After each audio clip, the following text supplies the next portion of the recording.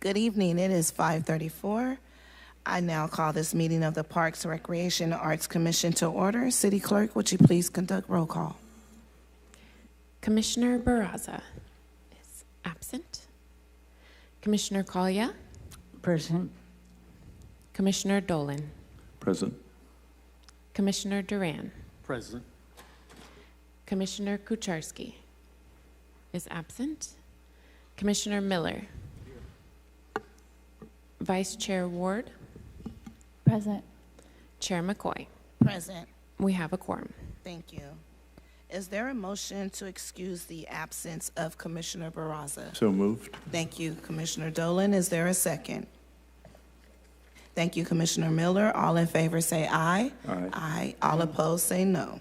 Motion passes. Is there a motion to excuse the absence of Commissioner Kucharski?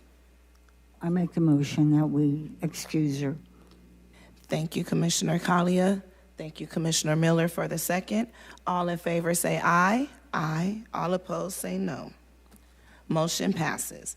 We will now begin with the Pledge of Allegiance. Will everyone please stand?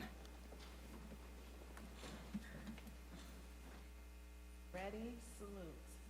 I pledge allegiance to the flag of the United States of America and to the republic for which it stands, one nation under God, indivisible, with liberty and justice for all. Thank you. We will start with the approval of the agenda. City Clerk, are there any changes or proposed changes to tonight's agenda? There are no changes. Thank you. Is there a motion to approve the agenda? So moved. Thank you, Commissioner Dolan. Is there a second? I'll second. Thank you, Commissioner Miller. All in favor say aye. Aye. All opposed say no. Motion passes. We will now move on to the approval of minutes. Are there any changes to the minutes or proposed changes to the minutes from May 18th, 2026? There are no changes. Thank you. Is there a motion to approve the minutes? Motion to approve is submitted.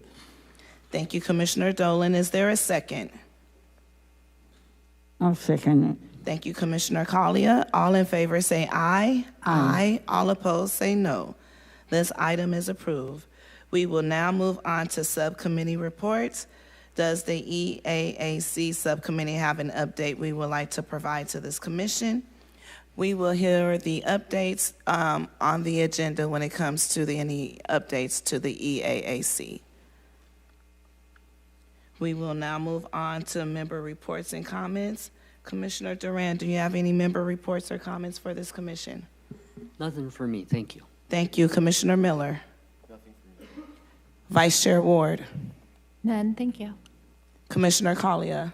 Nothing at this time. Thank you. Commissioner Dolan. Nothing from me, thank you. Thank you. We will now move on to city administration and park staff reports and comments. Does anyone from the administration side have any reports or comments for the commission? Good evening. Yes, I just wanted to update everyone that Parks Department is in the process of transitioning Granite Park under city's operation based on last week's court decision, just as a general update. Thank you. Will that become city park land? Yes? Yes, and as a matter of fact, it's currently in our Parks Master Plan. Okay, thank you. Thank you. Does anyone from the park staff have any reports or comments for the commission? Chair, I do. Thank you. Aaron Aguirre, Parks Director. Just wanted to inform the commission as well as the public. We kicked off Camp Fresno today, so we sent roughly 40 youth up to the Sierras, ages 11 to 14. They'll be there overnight. They'll come back, and then we'll send another group up later this week. In addition to that, we officially kicked off our aquatic season, so our pools are open effective today from 1 to 5 p.m., so the 10 pool sites we have throughout the city. And then next Monday, the 22nd of June, we'll kick off our swim lessons. So there's 7 sessions throughout the summer, starting, as I mentioned, the 22nd and running through the early part of August. So there's still capacity for the parents who want to get their kids enrolled. We encourage you to visit our parks website. The information is there on how to get your children registered, and we look forward to having them there. That concludes my remarks. Thank you. Thank you. I have a question. Have we opened the cooling centers yet? We have not. So once we reach 105 degrees or above, we would open them. So we're not there yet, but It feels Good. like it.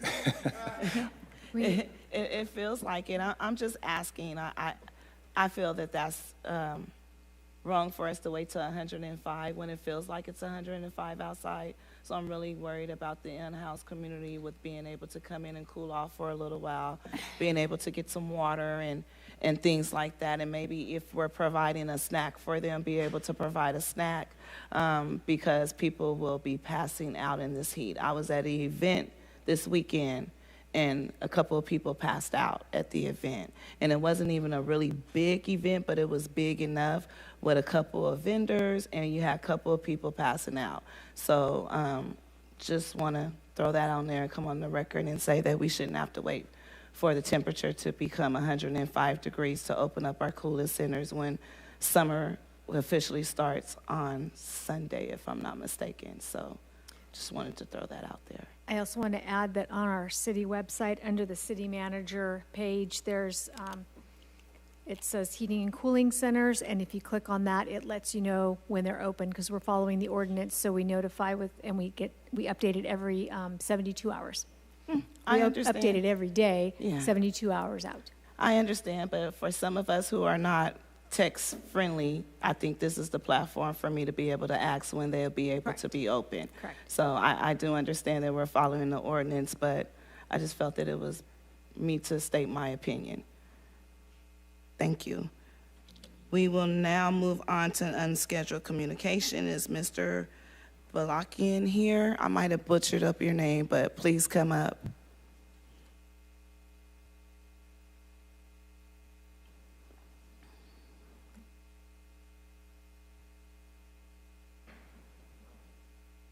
Hi, and you'll have 3 minutes. Thank you.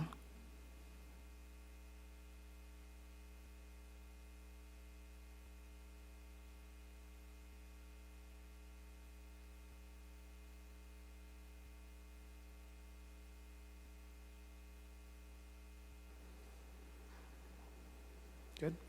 All right, good evening, Commission. I'm Adam Balakian, facilitator of Community Tennis Roding Park, where we bring over 100 players to play tennis every week, making us one of the largest and most consistent groups using Roding Park at night. I wanted to show some pictures to the Commission and also to the people in the crowd. These are the current restrooms out at Roding Park. They've really been looking like this for years, and these photos were taken during the evening when most of us are out there. And it's not just me. We surveyed our community, over 55 people. 85% said that they gave it a 1 out of 5 stars for the bathrooms, and 89% said that they have left early because of the conditions. So our first concern is that the bathrooms are not maintained properly at night. Our understanding is the last cleaning of the bathrooms is 2 p.m. in the afternoon, and we're seeing the results here at night when they're not being cleaned in the evening. They've gone unattended for hours, and you can see the condition. The other concern, which we've been raising for a while, is that the bathrooms are too far away from the courts and they're facing away from the courts. So this comes down to 2 issues. First being location. They're so far away from the courts that people have to leave the court area and then the lights and all that and the group as a whole in order to be able to use the restrooms. And the other issue is that they are facing the wrong way towards the roadway, not the court. So no one can see what's actually happening at the bathrooms and around the area. So unless these issues are addressed, we know no one knows what's going on with the loitering, if someone's being harassed, if someone needs help. No one can address those issues because the bathrooms are so far away from where all the activity is at the park at night. We were told that the design for the new bathrooms is finalized and that the plan is the prefab restrooms. So we're not against that. I think it's a good idea to have those and to upgrade the bathrooms, but we are against there being the spending of money on the bathrooms if they're going to remain far away from the courts and facing away from the courts, and then the maintenance issue is not addressed as well. Otherwise, we're going to be in the same position that we are now. So here's what we're asking. First is maintenance. These photos are not an isolated incident. They reflect what happens when the restrooms go uncleaned after 2 p.m., and a new prefab building isn't going to fix that if the maintenance is not upgraded and the bathrooms are not taken care of. It's not just the structure. We're asking for additional cleanings. We'd love to see them cleaned at 5 p.m. and again at 8 p.m. and for them to be stocked properly and for there also to be some oversight to discourage loitering around the bathrooms at night. And then long term, we're asking for the bathrooms, when they do redo them, to have them move closer to the tennis courts and facing towards the tennis courts so they're not in no man's land where no one knows what's going on over there and there can't be any real oversight of the bathrooms. And you can see these courts are an important community space, and we really do want this project to work. So we're asking for the commission to we're asking for this commission to help us get one clear answer. Can we get the placement and the orientation of the bathroom?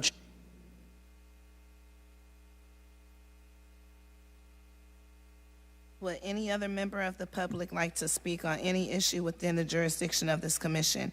You will have up to 3 minutes. As a reminder, if you would like to comment on a scheduled workshop or discussion item, now is the time to make those comments. If you would like to make a comment regarding any of the scheduled hearings, comments will be taken when each item is heard.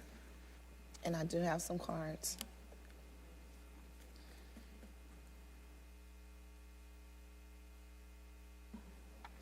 Thank you. Under as unscheduled communication? Okay, I'll call you. Okay, thank you. First speaker will be Chris Kent.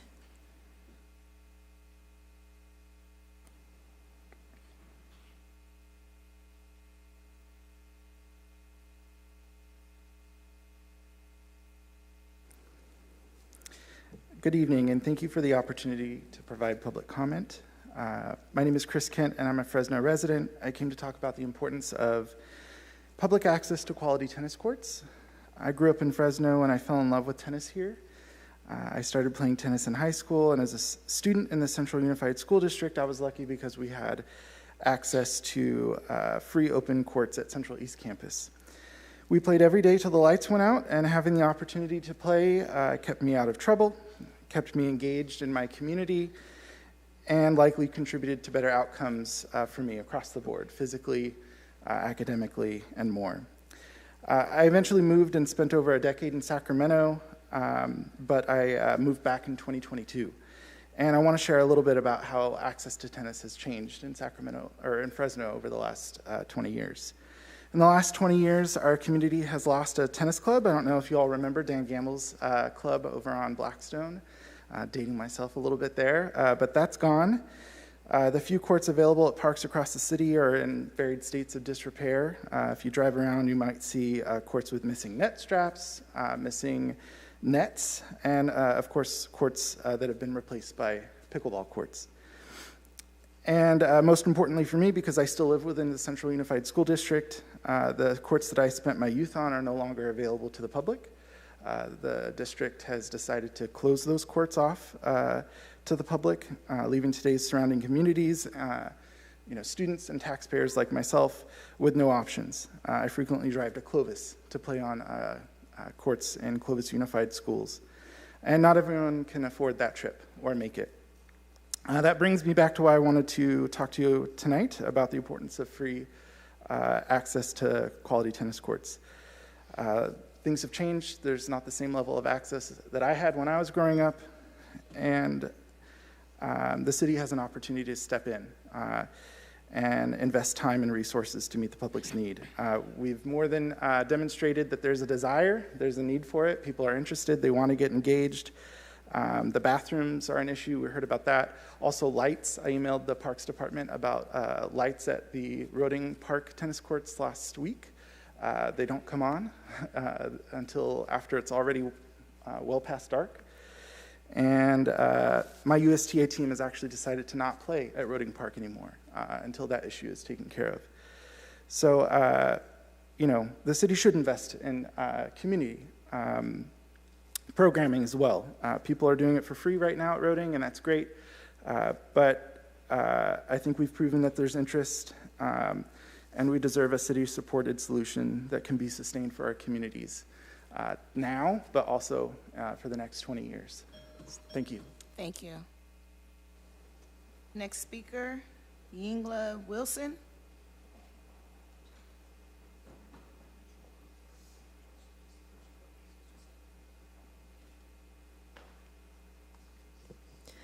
Hello, good evening, commissioners. My name is Yingluck Judakot Wilson. I'm a former Division I tennis player at Fresno State, a former semi-professional tennis player, and also a founder and CEO of Equity for All. Last month, the parks director stated that the city of Fresno does not currently offer any tennis programming through its park system.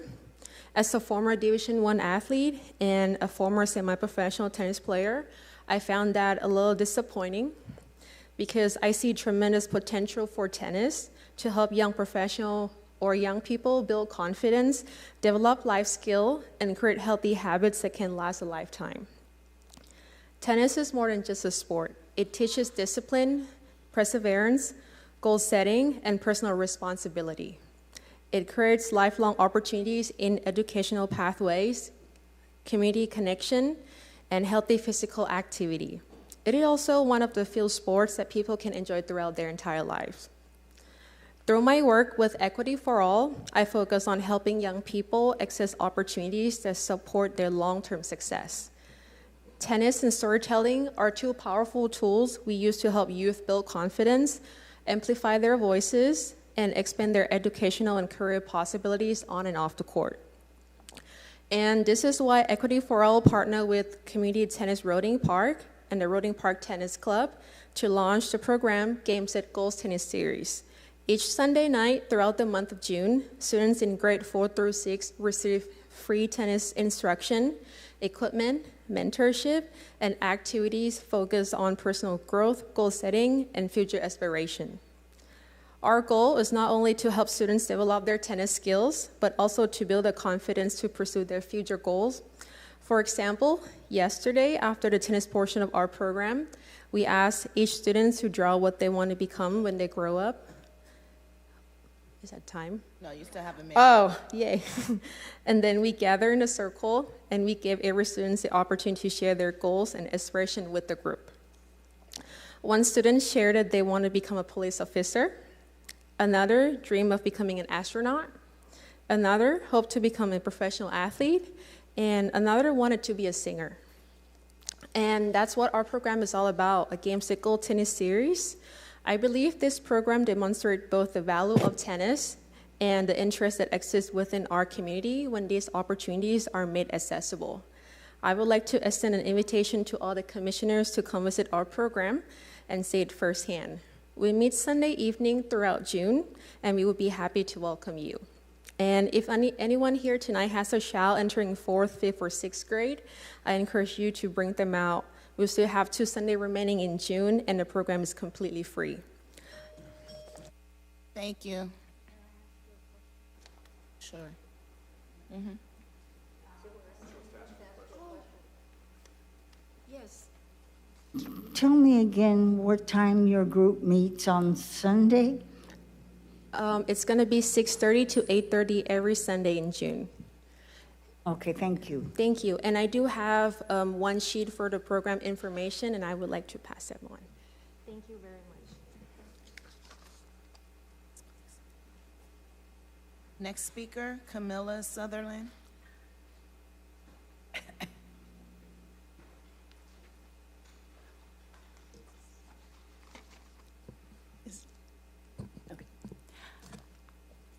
Good evening, dear members of the Parks and Recreation Council. Roding Park Tennis Club respectfully requests the City of Fresno's support in re-establishing a cooperative partnership for the care and programming of the tennis courts at Roding Park. As a local 501c3 nonprofit based in Fresno, our club is committed to supporting public tennis use, upkeep, and growth of tennis at Roding Park. We understand that the city is working within limited staffing and financial resources while still being responsible for maintaining extensive park facilities across Fresno. In that context, we believe Roding Park Tennis Club can serve as a reliable community partner by providing volunteer assistance with court cleanup, basic beautification support, and tennis programming that brings positive activity into the park. The city previously used an adopt a park model in which nonprofit groups provided volunteer cleanup and maintenance while keeping parks open for public use, and we believe a similar approach could be beneficial again. Roding Park Tennis Club is prepared to help in the following ways: organize volunteer cleanup days for the tennis courts and surrounding areas, support basic upkeep efforts such as litter pickup and general court area beautification, coordinate tennis clinics, as you just heard, youth programs, community play days, and other tennis activities at the park, work alongside the Parks and Recreation staff to identify needs, communicate regularly, and support shared goals for the courts, and help strengthen community engagement and positive park use through consistent programming and volunteer presence. Our goal is not to replace city services, but to complement them. We believe a strong partnership between the city and the local volunteers can help preserve the courts, expand recreational opportunities, and keep Roding Park active, welcoming, and well cared for. We respectfully ask the council to consider reinstating or adopting a Adopt-a-Park style partnership for Roding Park tennis facilities, meeting with the Roding Park Tennis Club representatives to discuss a particular volunteer support program and a plan, identifying a city staff contact who can help coordinate park needs, volunteer sources, and approve programs and activities, establishing a clear presence for the club-led cleanup and events in tennis. We would welcome the opportunity to work together on a simple, effective plan that benefits the city, the park, and the Fresno community. Together, we can help preserve Roding Park's tennis courts and expand community access through volunteer services and tennis programming. Thank you for your consideration. Thank you. Next speaker, Gabriel Lozano, I'm sorry, pronounced your name wrong.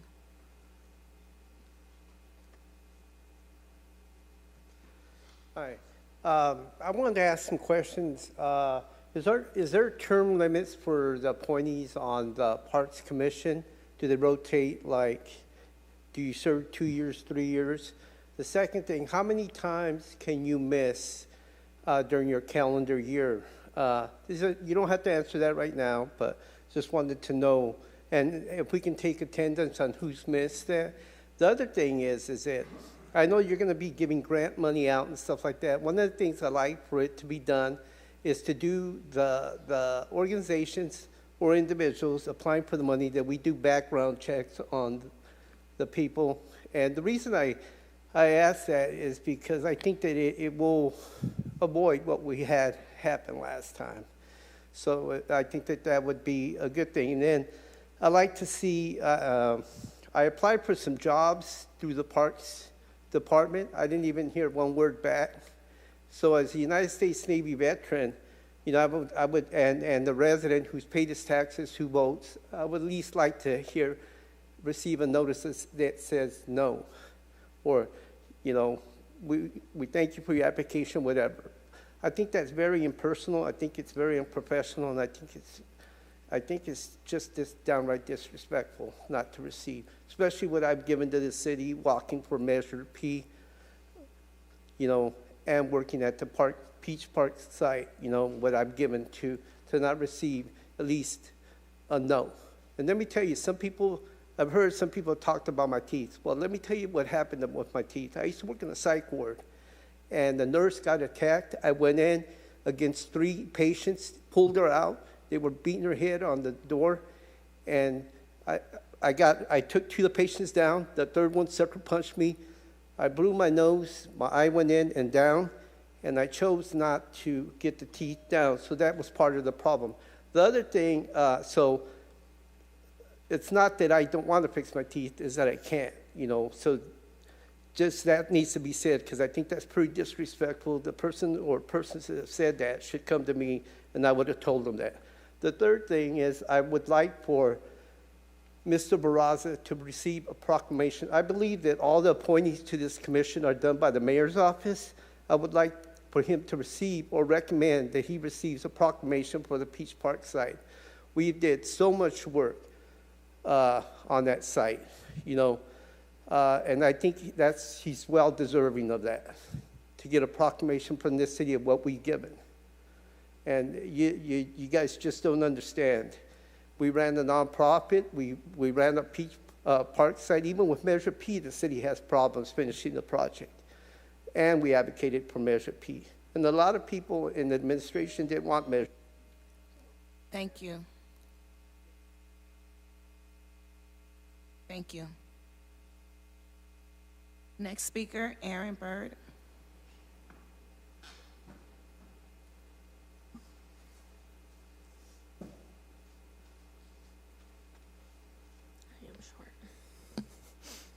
Hello. Hi. So I'm Erin Burr, the Executive Director of Arts Enrichment for All, and while most of the time when I'm up here I'm discussing EAC as a fiscal sponsor and all of the things that are going in there, but today I just had some questions about another round of funding that was sent out. It was the Youth Scholarship Fund. We applied in February with a March timeline of grant awards, but that timeline has not been met. And as we've gone through spring community outreach events and we're out in the community talking to families, one of the big things that we're hearing over and over again is that this summer there is a strain for activities for kids to do that are financially feasible. And so my question today is if that youth scholarship grant timeline will be awarded prior to the end of this fiscal year, or is that being rolled over? And what are we doing to make sure that we can ensure our families and our kids are taken care of this summer so they stay out of trouble, like we've all heard here, and they have a safe place to land where they feel supported and seen and heard. And so while we have been extremely busy, and I appreciate everything the Parks Department is doing with EAC, it has been an absolute feat, and all of that you guys have done has been amazing. I don't want also this pool of money that our community needs to go by the wayside because we had another thing happen. So just some updates around that, and how do we support as a community making sure the most needing kids in our community have those resources. So thank you so much, and I'll talk to y'all soon. Thank you. Thank you. Okay, I have a card here, Dr. William Contenti. Do you want to comment, because you have an item that you would like to comment, and would you also like to comment under unscheduled communication? You want to do both? I'd like to do both. Okay, so I need a card for unscheduled communication as well. You could come up under unscheduled communication.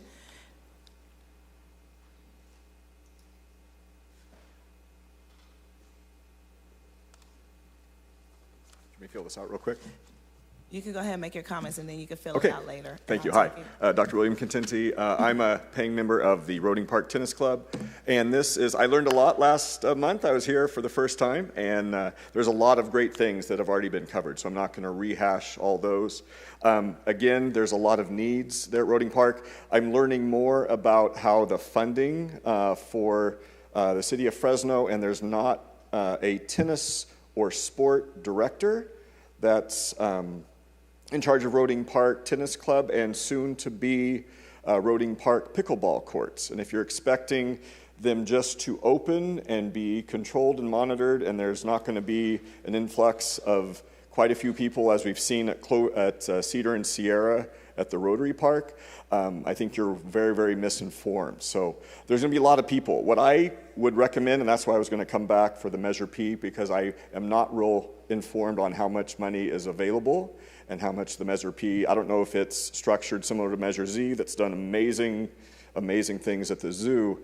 If we could get a director of sport position, a paid position, to manage the Roding Park tennis facility and pickleball facility that's being built, that would be in your best interest. I think a great use of that Measure P funding, but we need some type of guidance. The tennis club, 501c3 foundation, they're doing a wonderful job running tournaments, offering youth programs that used to be very, very regular. There's not that. I think we need somebody, quote, in charge.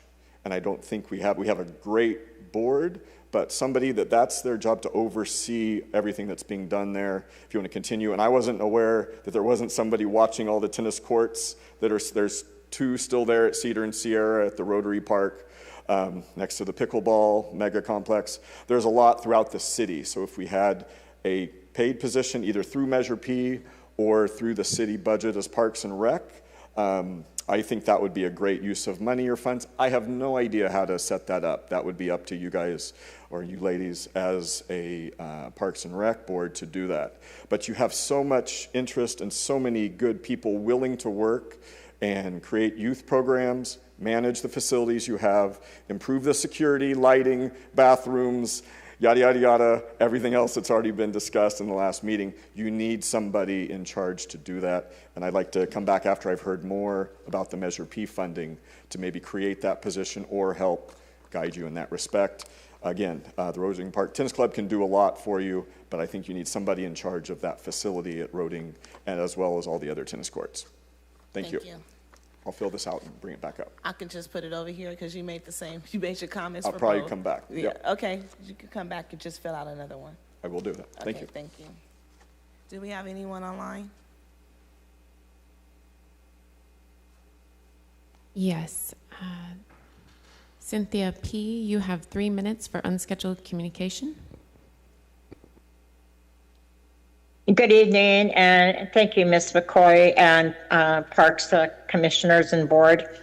I came on last month in regards to the Pine Grove shelter, and I did make a call to try to reserve my tables for my outreach, and I was told that they have no idea when those are going to open back up, that shelter. That was very discouraging. I was told different in an email. Shortly after the last time I came on here, I was told they were going to be opening up in July. It's summer, and like Ms. McCoy said, it's hot. And we have very many people in the community that utilize that. I use it for my church outreach for our unhoused and have been for up to 10 years. Last summer, we had to use canopies down at the bottom where Cedar Grove is, and we made it work. We had to. But this is unacceptable. We have a new playground that was renovated just to the south of that location within steps. And I mean, they might want to get up there and have a little picnic up there and sit with their family. We haven't been able to have that for over 1.5 years now due to minor structural damage at the south top end of the frame of it. It's very minimal. And so, like I said, it's very discouraging. Now, I'm going to comment on 2 other things as I was listening that are a concern. Mr. Balakian, I am in agreement with the bathrooms at Roding Park. And just to the south of the Pine Grove shelter, that bathroom, I've had to make a couple calls over the last 10 years, a couple, but still, they do need to be cleaned, and that needs to be on a regular basis, especially on the weekend or when they know that facilities such as a tennis club is using. But anytime, just for the whole community, we should always have those clean and upkept and maintained. But I'm in total disagreement with, I don't know if you said they're going to renovate the one facing the entrance or if you're going to build a new bathroom. That is not a great, wise choice of our funding in my eyes at all. And I would hope that doesn't happen. And as far as you putting it out there that they basically don't feel safe walking to that bathroom because it's facing that driveway, that walkway, and they can't see their people at the top. Well, I go back to what my mother taught us and what we teach our children. Take a buddy with you. Walk in a group. Take a buddy with you. It's always safer. We know that in this day and age, regardless of the location and your phone. And the last thing is I want to commend you and Ms. McCoy for bringing light to something that has been troubling for me and many advocates and outreach workers in the city of Fresno, because I'm getting choked up even thinking about it because we've had so many. Thank you, Cynthia. We have no one else online. Thank you. I will close unscheduled communication, and we will now move on to workshops. ID number 26-854, workshop, Brown Act training, City Attorney's Office. Will someone from the City Attorney's Office please begin the presentation? Hi, can you hear me? Yes. Hi, I'm Amanda Freeman. I'm probably a face on a screen, I'm guessing. I'm a special assistant city attorney with the city attorney's office. I want to make sure you can see my face and soon to be my presentation. Is that working? No. Okay. Well, it'll be a lot of me talking if we don't have I do have a PowerPoint that will go up.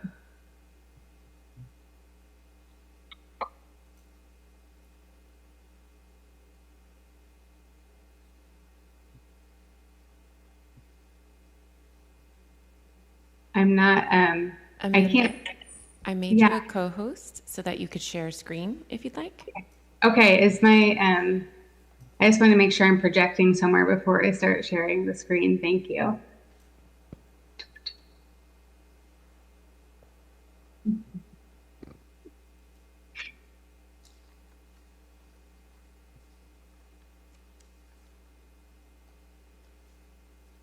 Okay.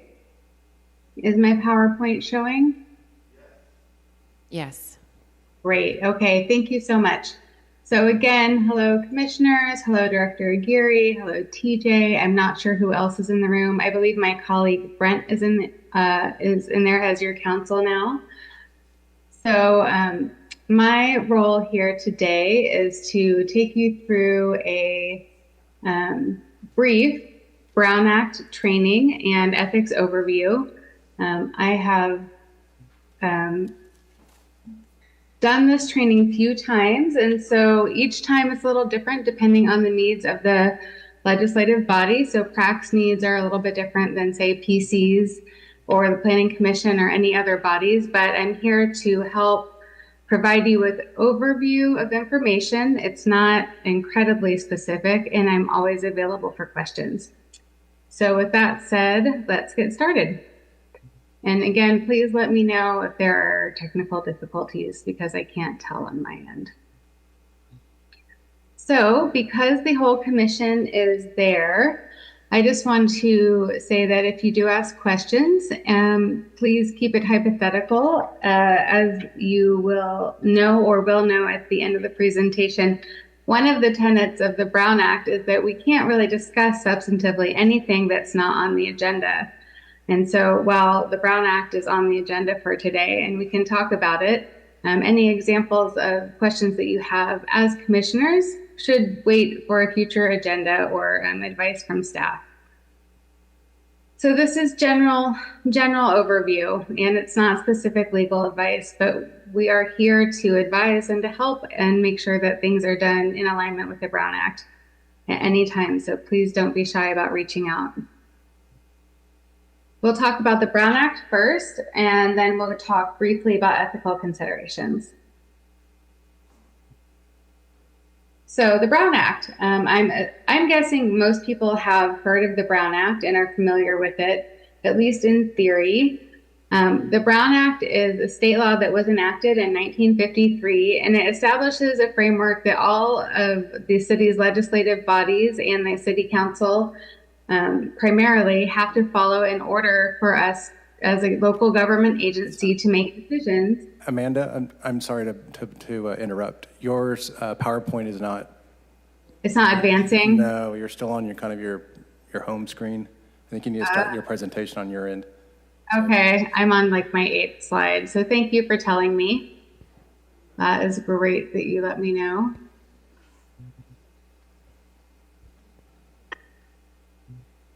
Again, I don't want you to just have to listen to my voice. So I'm going to back out and start again. And just see if I can get this. Try it again.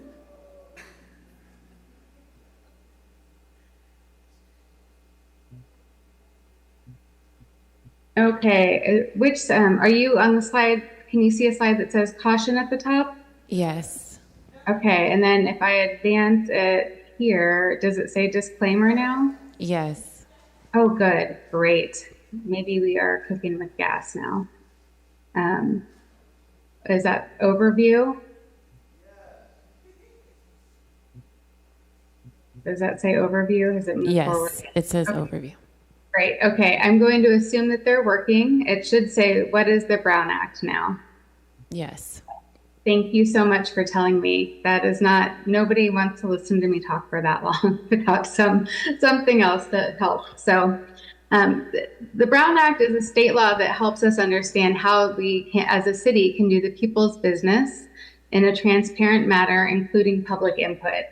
And the goal of the act is to ensure that the public is informed about the views and discussions and considerations of the public.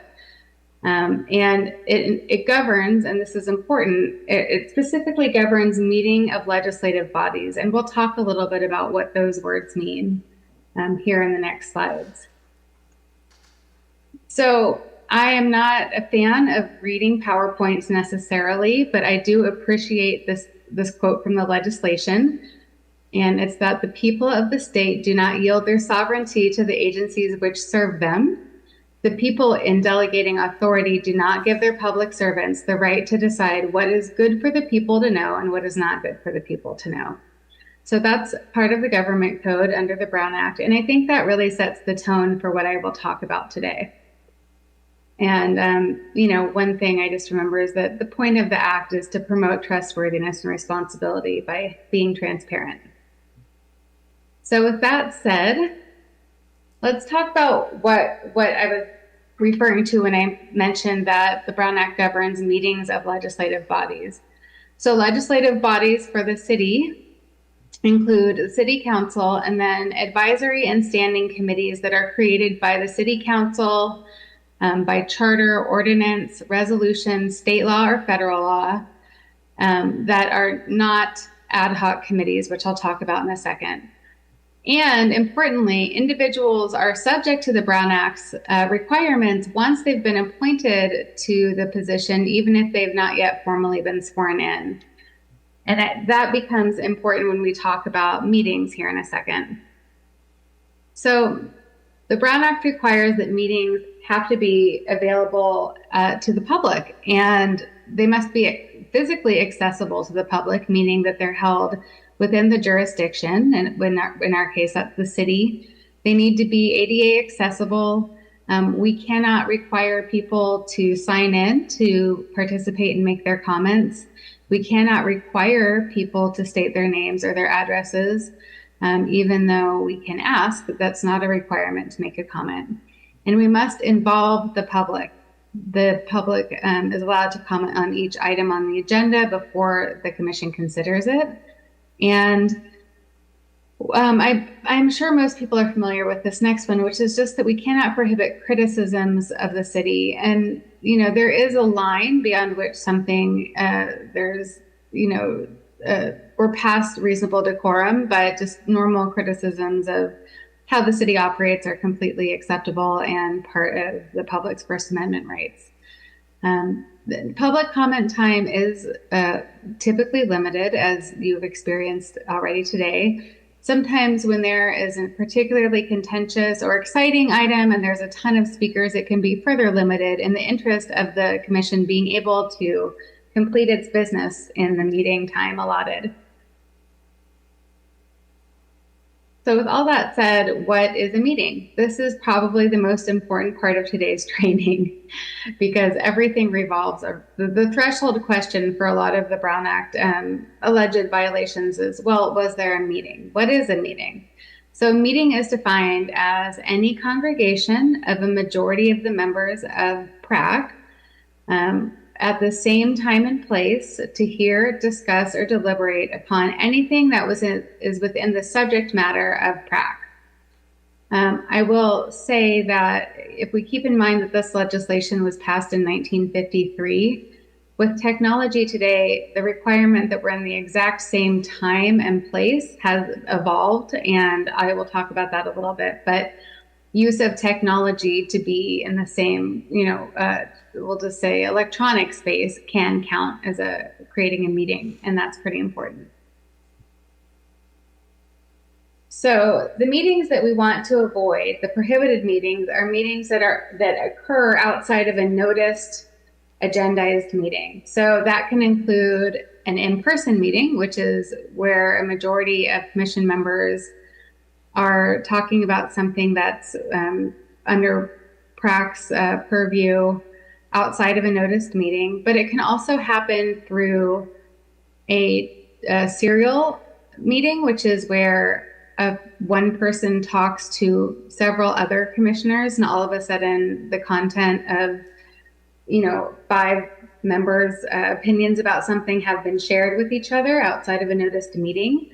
And that's a hub and spoke, I call that, where it's like one person, reaching out to many people. And then there's also a chain style where you can have one commissioner speak to another, who speaks to a third, who speaks to a fourth, and a similar effect where you have, more than 4 people talking about something that's the business of the commission. Referring to the technology loops that I was discussing a second ago, my preference in general is that everyone on the commission is not on an email thread at once. If you see something come from our office, it will usually have everyone be CC'd so that there can't be an accidental reply all, because sometimes there may be one-way information that needs to go out. Calendar appointments are another great example with Microsoft software. That's if you reply all to the calendar invite, that will provide a meeting space. So just be very cautious. Same with group texts. There are special laws about social media interactions, and these are really important for community activists and people who are engaged and tend to be on commissions and boards. So the rule with social media, and this has been in effect since 2020, is that replying with a like, a heart, a comment, even an emoji to one other commissioner's post that's about something within your subject matter jurisdiction of PRAC is a violation of the Brown Act. And that is very surprising to most people. So our advice is typically that people on the same commission should not be, liking or sharing or commenting on each other's parks-related posts on social media, if you are connected in that way. When pressed in the past, my example that I've given is that the only thing I could see that would be permissible would be like sharing an announcement with no commentary of like a meeting place and time. But quite frankly, because this is such a weirdly specific rule, we would prefer that you just make your own post with a meeting place time so that there's no risk of running afoul of this requirement. But in general, these specific meetings aside, you want to be conscious of, just avoiding having the majority of PRAC talking about something outside of an open and noticed meeting. That's the meat of that. So I'm talking a lot about the subject matter jurisdiction of PRAC. Well, your bylaws state that the purpose of the commission is providing fiscal accountability and citizen oversight relating to the development of parks within the city. So that's quite broad. So it's really anything park related. I would say this would also extend to, Measure P funds and grants. It says the commission will hear, review, and make recommendations to council regarding the expenditure of the Measure P account created by Measure P to ensure the purposes of it are carried out in the manner intended by the citizens of Fresno. So that's nice and broad. And just keep that in mind when you're talking to each other. So there are some exceptions because this is a pretty broad prohibition. So social exceptions. Members of the commission may be in the same social place or training, learning, some other, maybe just some required city training is a good example. But as long as everyone's not discussing PRAC or parks or Measure P or something else within the jurisdiction of PRAC, that's not a meeting. You're just in the same place at the same time, and that's okay. Similarly, if there's an example where PRAC may have occasion to have a closed session someday, I can't think off the top of my head why that would be, but those are limited exceptions to the Brown Act where the body is allowed to go and have a meeting behind closed doors if it's related to litigation or personnel matters or certain very discrete exceptions. And of course, attorney-client communications are allowed. there is a way where staff can have one-way communications with commissioners about something coming before the body that's not a hub and spoke. If staff or someone's talking with commissioners but not sharing what other commissioners are discussing, that's not a hub and spoke or a meeting. It's just communication between staff and the commissioners. So yeah, that's a nice, hopefully reassuring that you can exist and not be violating the Brown Act while you're doing the work of the commission. So there are specific agenda requirements in the Brown Act that, the commissioners as individuals should not be responsible for, but I'd like you to be aware of what they are. The Brown Act requires the public to know the time and place of the meetings and what's going to be discussed in order for them to choose whether they want to come and participate or provide comment. And that's a requirement of the law. So the time of the meeting, brief description of every item that will be discussed on the agenda, and the time for public comment needs to be on there. And importantly, we discussed this before, but items that are not on the agenda may not be discussed substantively or acted upon. The most appropriate thing, and this happens all the time when public comment, brings up salient issues that need to be discussed, the best thing to do is to put that on the future meeting agenda. Typically, commissioners don't engage with the public comment portion because of this limitation. Yeah, that's just the cleanest way to avoid a Brown Act violation. So those are the basics of the Brown Act. The enforcement of the Brown Act, just very briefly so we know, is typically the repercussions for violating the Brown Act, especially regarding having unauthorized meetings, are that the decisions made could be voided, which is frustrating when everyone's spending their time and energy to come to decisions and move the business of the city forward. If there are extreme situations, I don't anticipate anything like this here, but where there are intentional violations of the Brown Act in secret meetings, criminal sanctions may be warranted. The most common situation is someone says, hey, knock it off, city, don't violate the Brown Act. And the city has to respond and then say either, okay, you're right, we're going to, we're just going to change what we did, that wasn't right, or maybe not have an admission, but to say we'll change what we're doing. Or the city will say we don't agree, and then they can file an injunction in court. And the attorney fees will go to the prevailing plaintiff. So the takeaways of the Brown Act is that as public officials, all of you commissioners are representing the people of the state and the city, and the people have entrusted you to manage the government affairs in an accessible and transparent manner. And so it is a statute that's designed to help us know how to accomplish the above. Okay, so are there any questions? I can pause and stop sharing for a second if anybody has questions. No questions so far, but we will hold questions until the end of your presentation. Okay, thanks so much, Chair. And I appreciate it. This is a very strange way to do a presentation where I can't see your faces. So thanks for bearing with me.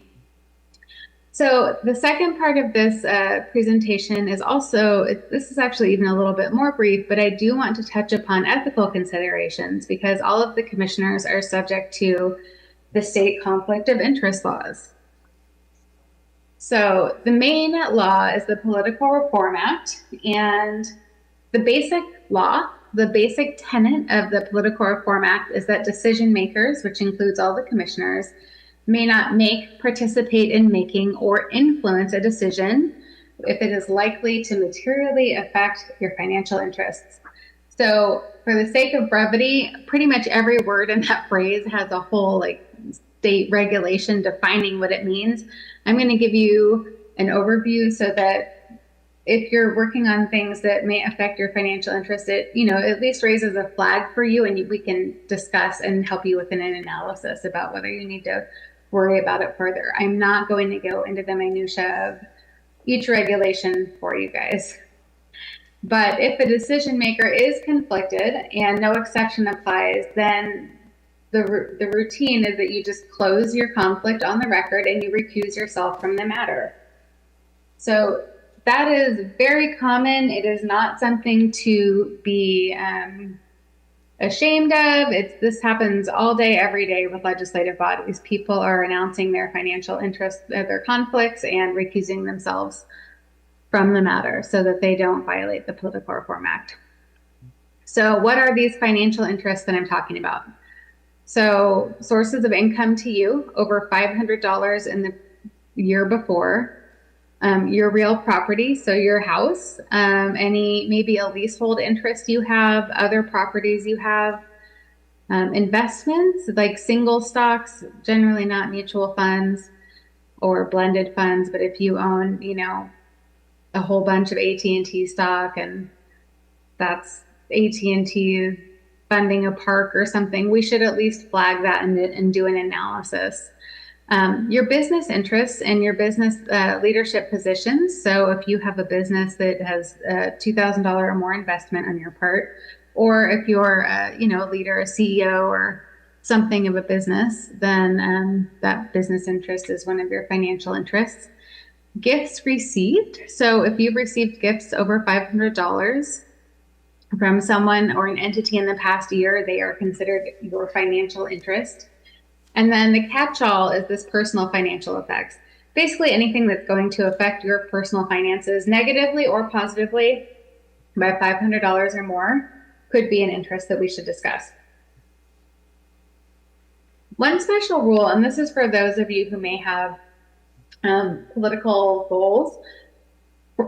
Excuse me, if you are running a campaign, sources of campaign contributions to you over $500 may create a conflict. Excuse me. I apologize. Give me just a second here.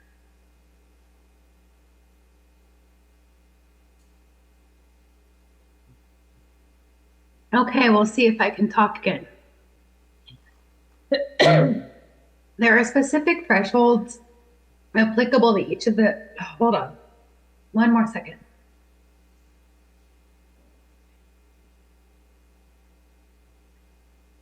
Wow, I promise I'm not expiring over here, but it might sound like it.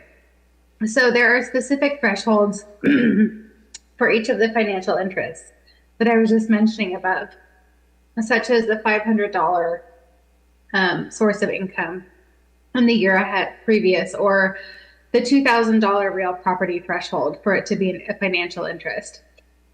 But my goal here is for you to just understand that these are the categories of financial interests. And if something that you're working on as a commissioner may have an effect on one of these because it's really close to it, say if it's real property, there's a park up for consideration that's like half a block from your house or something like that, we want to help you analyze whether you have a conflict so that you can recuse if needed, or if maybe there's an exception that applies. So I believe that most of us are familiar with the Form 700. We file it by April 1st of each year.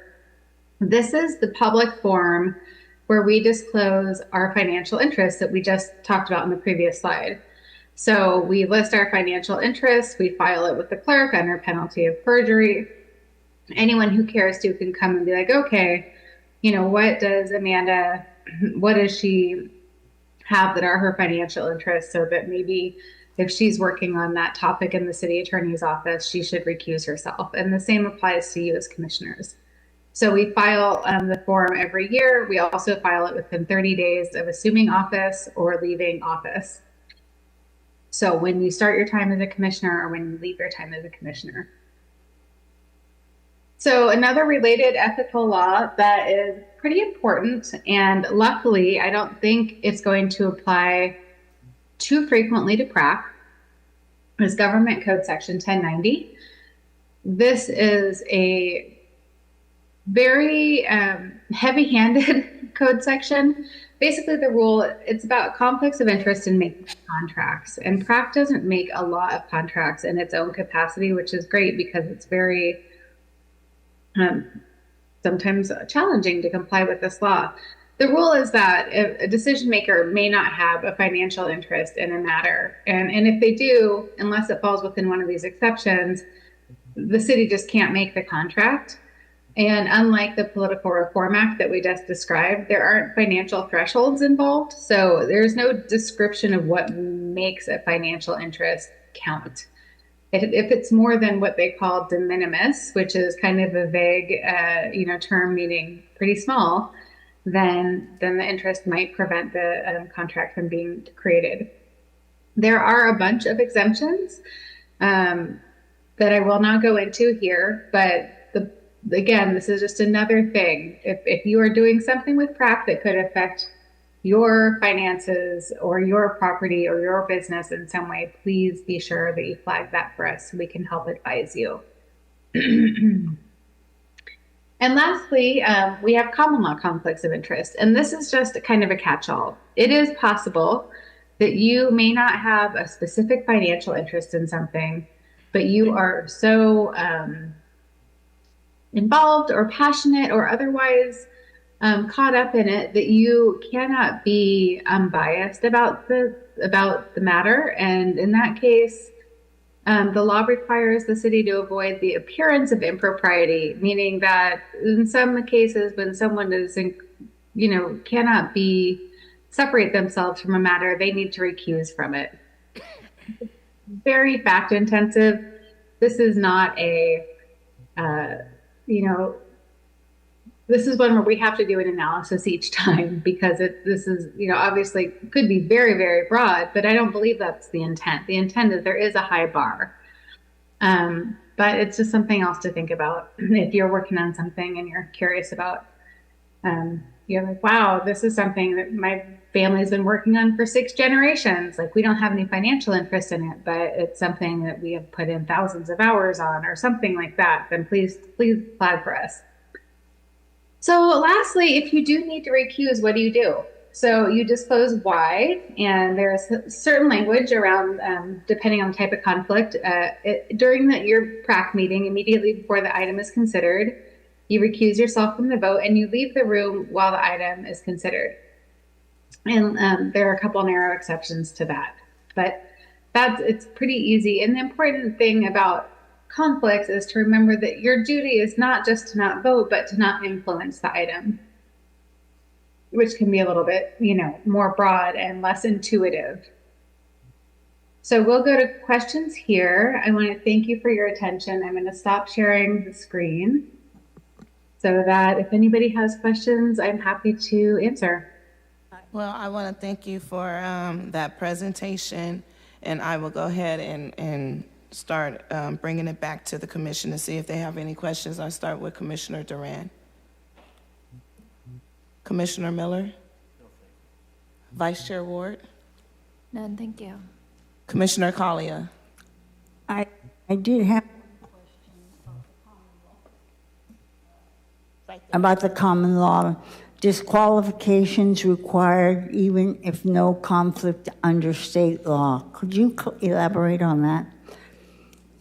Yes. So thank you, Commissioner. As I was alluding to, that's almost the hardest one to define because it's not statutory. It's made up in case law, and so it's hard to quantify and it's fact specific. But I would say if there is something that you are working on as a commission that is very near and dear to your heart, or there's some extreme interest, this is beyond being an engaged person in the community who cares enough to be on the commission. That's kind of the base level. You're all there. Then you might want to discuss it. An example I've come up with, it's not good, but I'm going to give it to you anyway until I come up with a better one, is that in a former life, before I was an attorney, I used to do salmon restoration. And so I imagined that I had spent 30 years of my career restoring a creek or something like that. And I was a commissioner and I was voting on a matter that would affect that creek positively or negatively. Because I have this very involved passionate history with this project, I would consider recusing myself. It is a little bit hard to put a fine point on it. And, your counsel, Brent, might have more. He might have examples too. He's done this kind of work for a long time also and could maybe help. But I would encourage you, if you have something for you that goes above and beyond, being an engaged citizen in Fresno and someone who's passionate about parks, to please talk to staff or us, and we can help tease out if there's an interest that we need to worry about.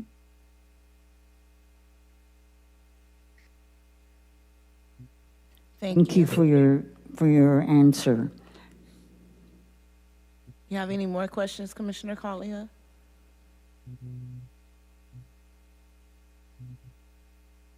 I guess not. Okay. Commissioner Karcharski, do you have any questions? No, thank you. Commissioner Dolan? Amanda, thank you for the presentation, and I have no questions. I have no questions, but just one request. If possible, the next time we get this training, can we get it in person, please? And be able to receive the PowerPoints printout so we can follow along and make notes and just have it for our reference. Sure, absolutely. That's noted. Thank you, Chair. And again, I do apologize. I think I almost choked to death silently over here, but hopefully it wasn't too loud in chambers. So thank you for your attention. Thank you. Thank you for the presentation. Have a good evening. Take care. All right, we will now move on to discussion items. ID number 26-856, update on the expanded access to arts and cultural grant programs. Will someone from the Parks Department please begin the presentation?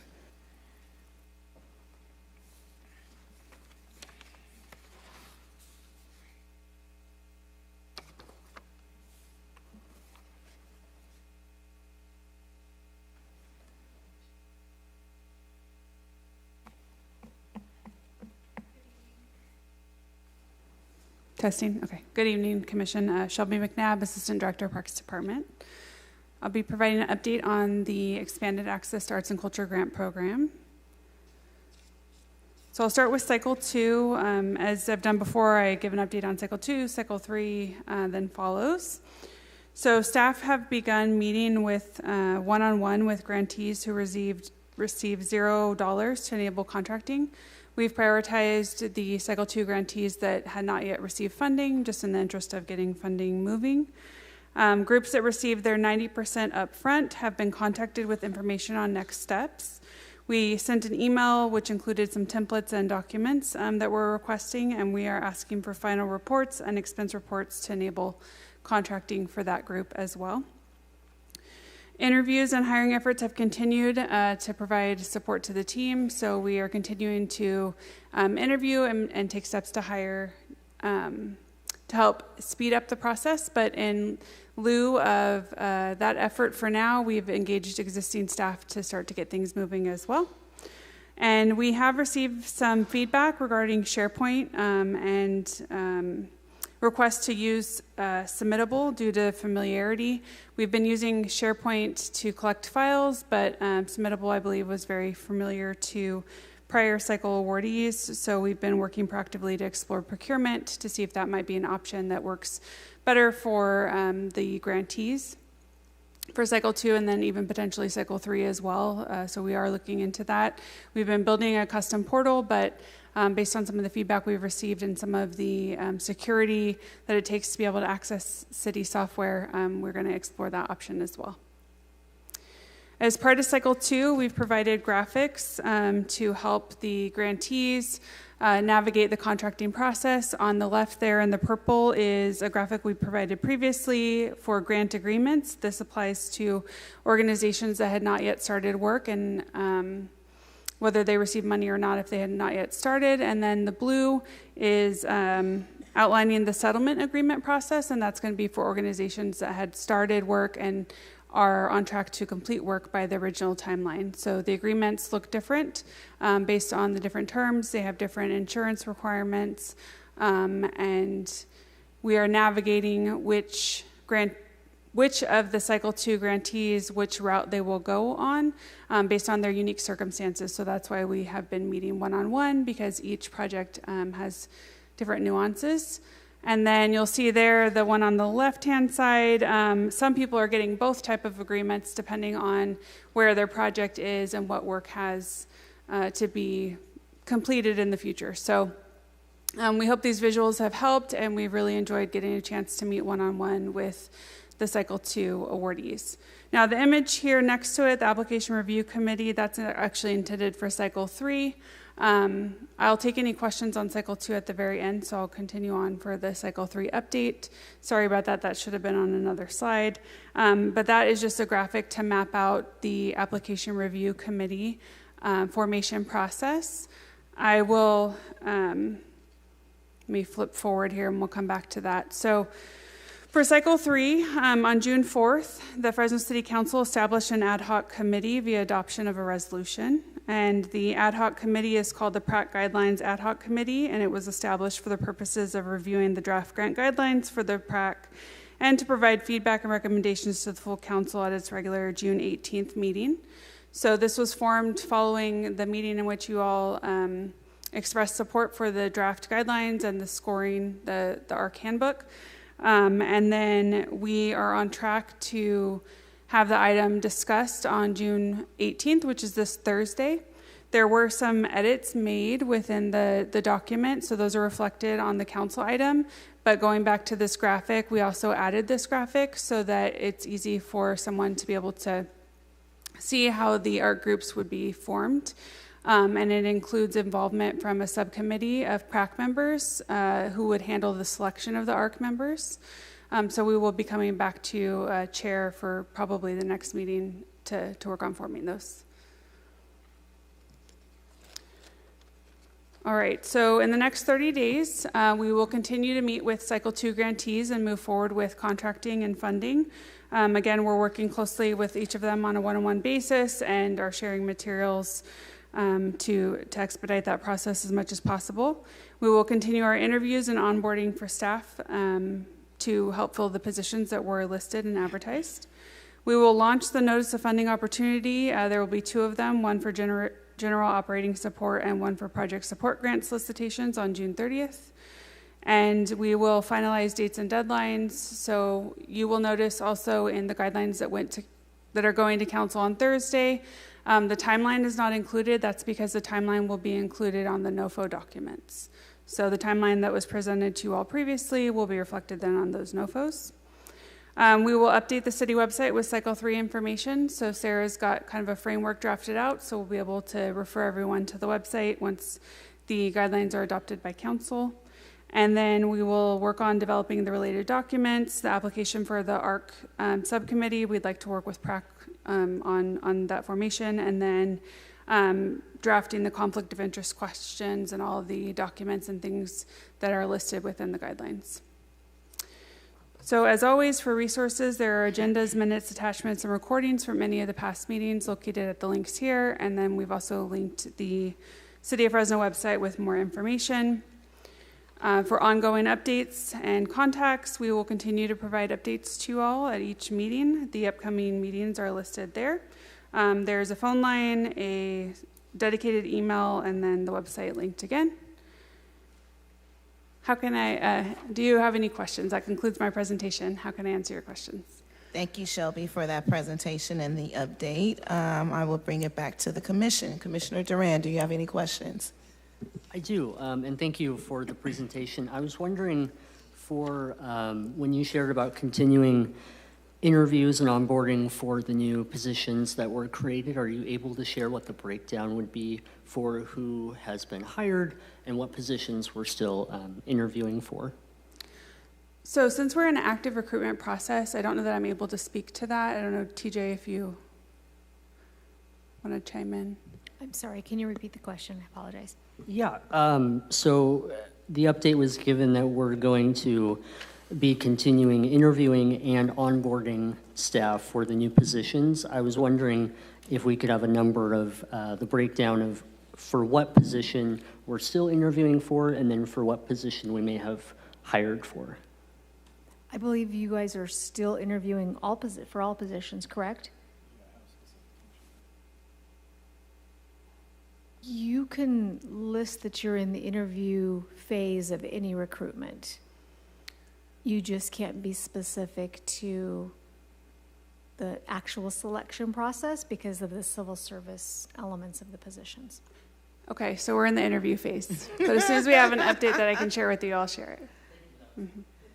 So they haven't been filled. Can you say that? We're in the interview phase. That is correct. They have not yet been filled.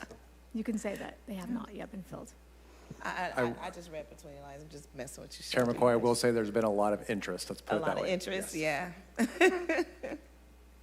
Yeah. Commissioner Miller, look, I lost my train of thought. Vice Chair Ward.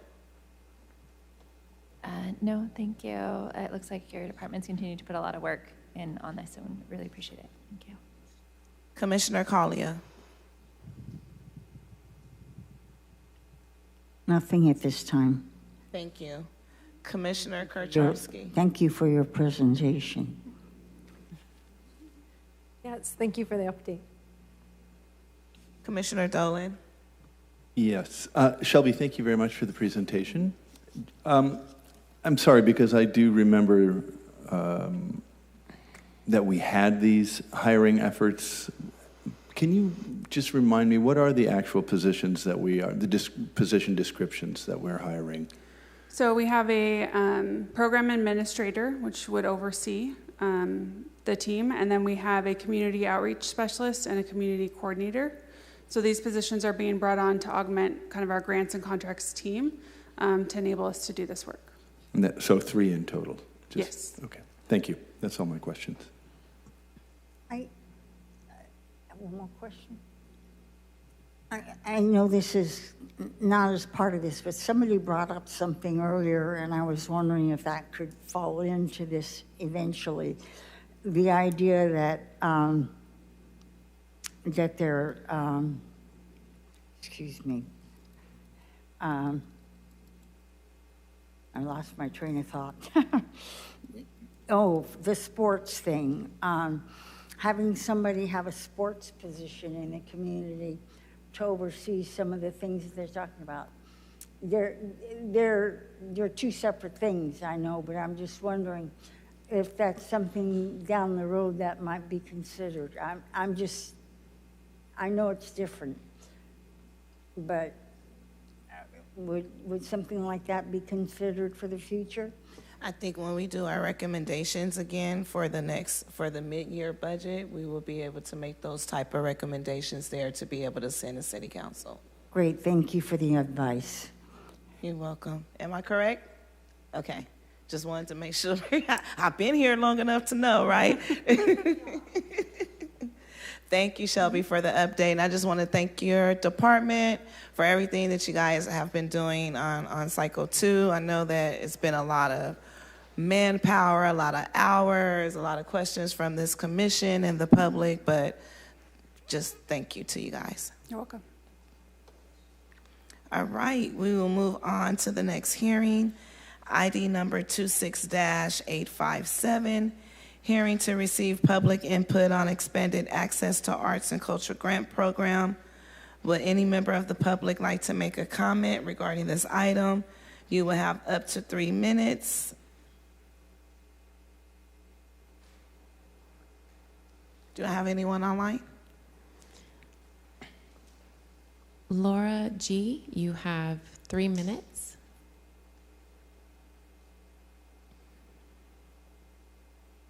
Can you hear me? Yes. Yes. I'm representing Care Fresno and a current grantee, Cycle 1 and 2.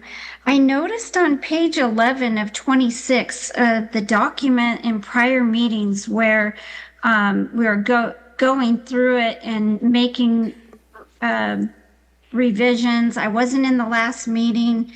On page 11, it says ineligible applicants, nonprofit organizations that are religious, political, or private foundations.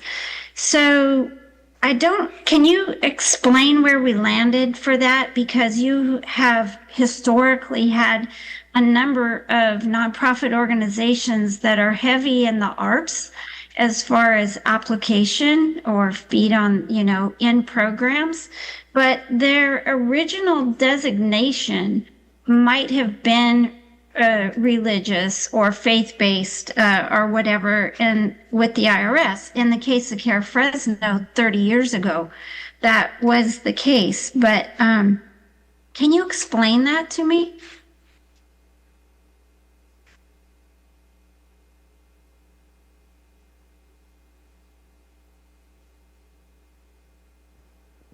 Am I only allowed to make a comment but not have a response? Yes. Okay, so where can we find the most up-to-date revision of this document? If somebody could express that as we go along. So you can find it at the website www.fresno.gov/parks/EAAC. All right. Thank you. You're welcome.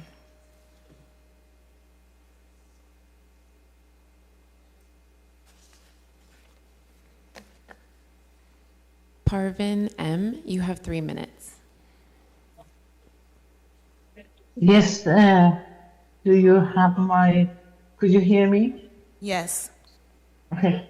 Yes, I am the recipient of the Cycle 1 and Cycle 2 and representing Iranian Culture and Art Club of Fresno.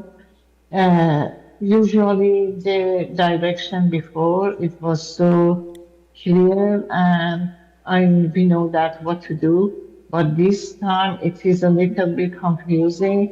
Beside the website, is there any other way of phone, telephone number or anything we could call if we are stuck in the middle and we need more help or you need some question? And another thing is that, would you please put that website on the chat so I could copy it? I would appreciate it. That's all I want to say. Thank you. Thank you. Are you able to drop that information in the chat? I'm not able to. Okay, so I will be able to give out the telephone number, 559-621-2999. Email is expandedarts@fresno.gov. Website is www.fresno.gov/parks/EAAC. Do we have anyone else online? Okay, I will now close public comment. Does any commissioner have any questions or comments regarding this item? We will now move on to our next item, ID number 26-858, hearing to receive public input on allocations related to Measure P, updates to the Parks Master Plan and Cultural Arts Plan, and annual Parks Department budget and capital improvement plans. Would any member of the public like to make a comment regarding this item? You will have up to 3 minutes for a comment. And I have Dr. William Contenti.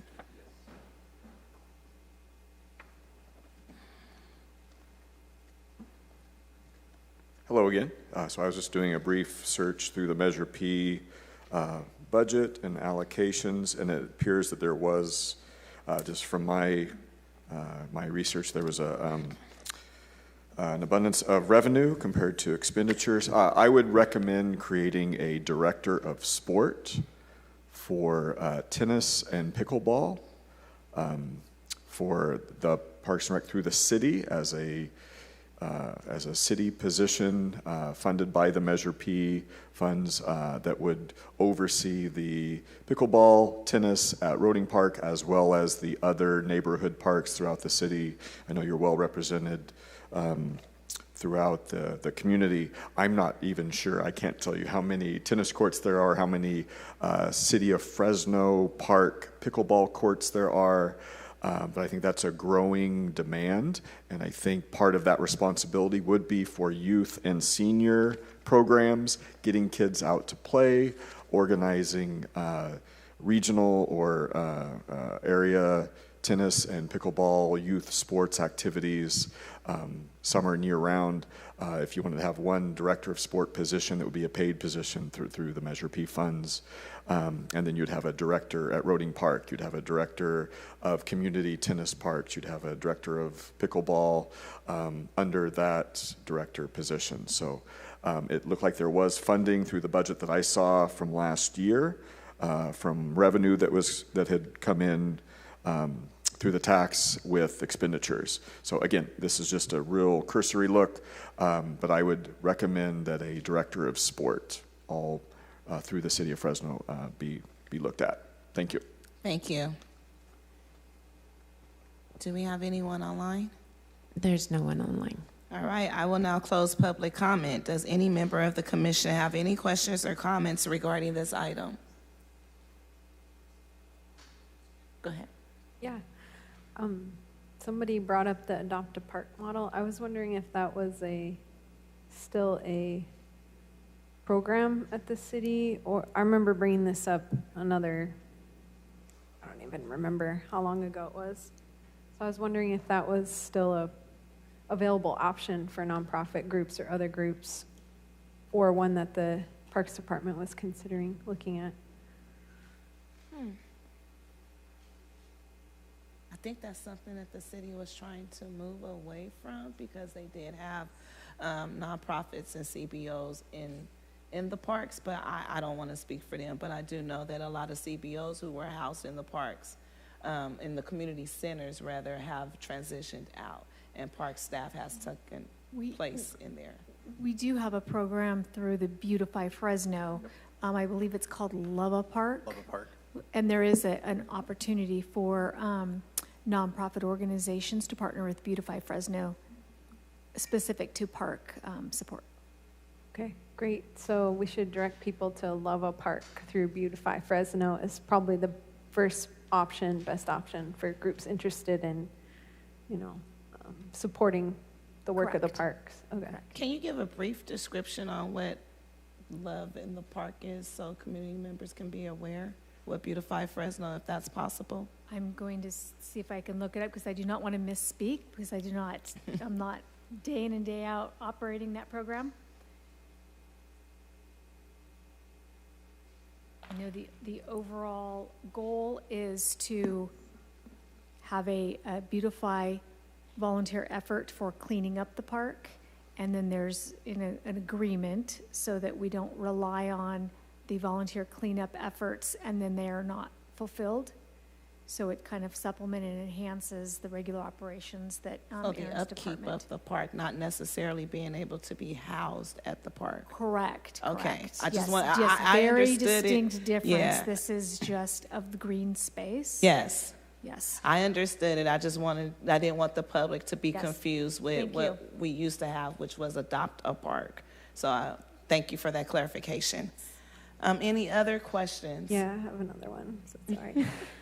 You the last meeting, I think there was the capital projects. There's going to be a lot coming up because of years' work, and then it's going to taper off again. I was wondering if there's any action item we could make to say, like, we'd like to see more capital projects happening, more projects. I don't know if that's just because timing, or there will be more coming, it just takes more time, but I'd like to see it not slow down.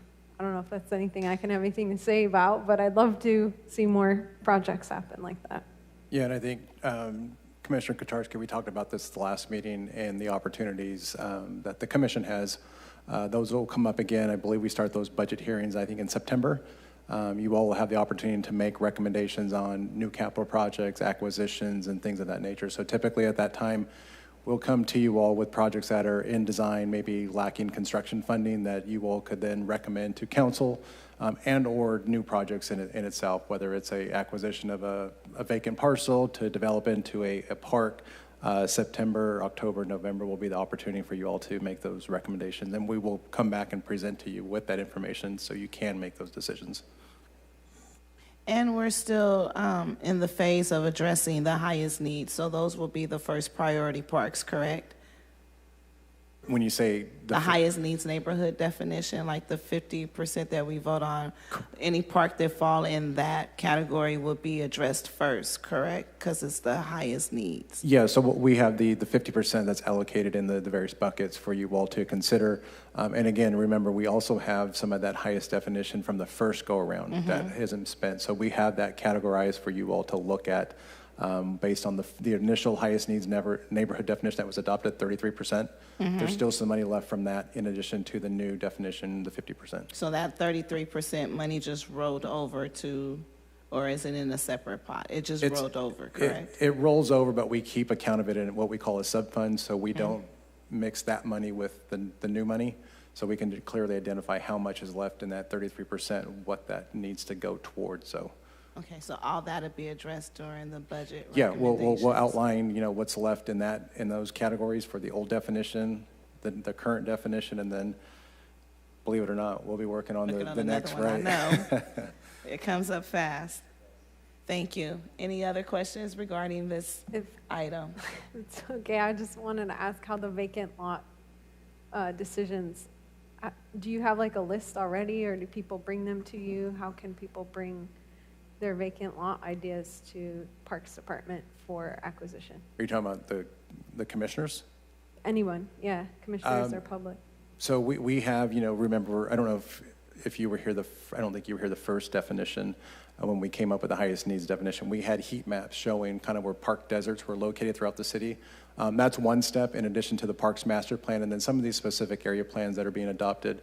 We kind of look at all of those kind of in one kind of glance to see where maybe a new park is needed based off of that data. But then too, we also have areas that the community may come up with recommendations. They may come, that's why we have these standing hearings on the PRAC agenda, so they can come up and, if they want to offer an idea for a new park location, that gives them the opportunity. But again, the data that we've presented, and we'll do that again this fall so you all can see where some of those gaps are. And then how that kind of overlays onto the highest needs neighborhood, the old definition, new definition. Just want to give you all as much information as you all can possibly have to make an informed decision. Thank you. No further questions. And the acquisition of these lots depends on if it's within walking miles from a community or a neighborhood, correct? And how many people will it serve in that neighborhood? Some of those equity factors some of those are the correct. factors, correct? Remember, there was 15 of them. Yes. So, we can definitely bring up what that looked like. I think that'd be a good review for the new commissioners that are on the commission. Yeah, be happy to do that. Thank you. Okay, I don't have any other questions or comments. Anyone else? All right, it is 7:06. Like I always do, I would like to adjourn the meeting in Dr. Francine Naputa's memory, who's deeply missed. Thank you for coming out and enjoy your evening with your family.